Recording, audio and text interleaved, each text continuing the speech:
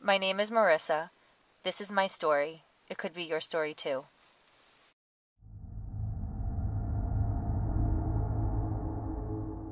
So hi, I'm Marisa, and I was trying to have a baby for 5 years, and we did 11 IVFs and 6 IUIs, and I never had a fertility problem. My sister was literally walking by a television where the TV show Dr. Oz was on, and Elizabeth Hasselbeck was promoting her new book on celiac disease. And celiac disease is an intolerance to gluten. It's not an allergy, it's an intolerance, it's a disease. Gluten is a poison to people with celiac. And she was saying how she had stomach problems her whole life and nobody could figure it out, IBS, this, that, the other. And then she had problems getting pregnant. And I've had stomach problems my whole life. I started seeing a stomach doctor when I was 13. And so my sister called, like, yeah, why don't you get tested for this celiac? And so I said, all right. I called my general practitioner, and who had known about everything we had going through. And he said, yeah, you actually do kind of sound like a candidate for celiac. Come on in. So I got a blood test. And the next day, which was December 31st of 2009, the last day of the year, he's like, you have positive antibodies. We need to go immediately to the Celiac Center here in New York. It happens to be New York. And see a specialist, because this is a serious disease. And I'll never forget it. It was December 31st, and I just knew the next year was going to be different. I just knew it.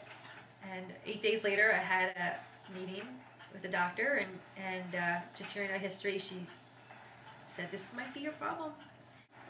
The only way to tell for sure if you have celiac is just a couple quick little biopsies of your small intestine to see if the villi have the pathology comes back that they are destroyed basically from the gluten being a poison.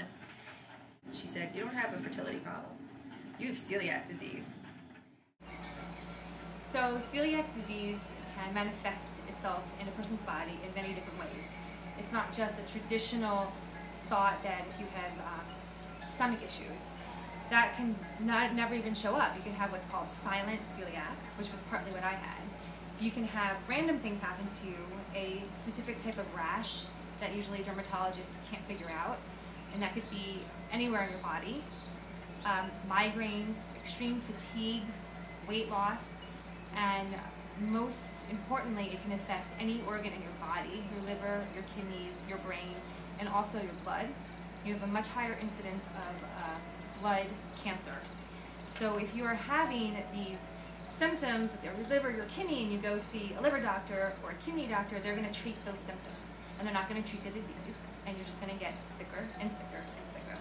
So you have to be aware that it can affect many, many organs in your body. For me, it affected my ovaries. That's the organ it decided to affect. So I have a blog that I've been keeping track of everything that's happened to me for the last 2 years. I didn't start at the beginning because I never thought it would last. The horror would last this long.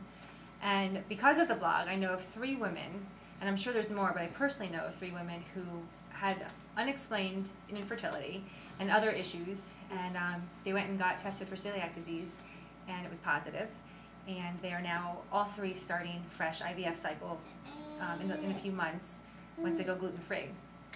So I was really, really happy to hear that, and that's exactly why I'm doing what I'm doing, is to get this message out and to let the world know that celiac disease is a really awful disease if you don't know you have it, and the different ways it can affect your body, and one of them being infertility. And I don't want anybody else to have to go through what we went through. And I think that the biggest lesson that I learned that anybody else should take away from is take responsibility for yourself. Don't assume doctors know everything. They don't.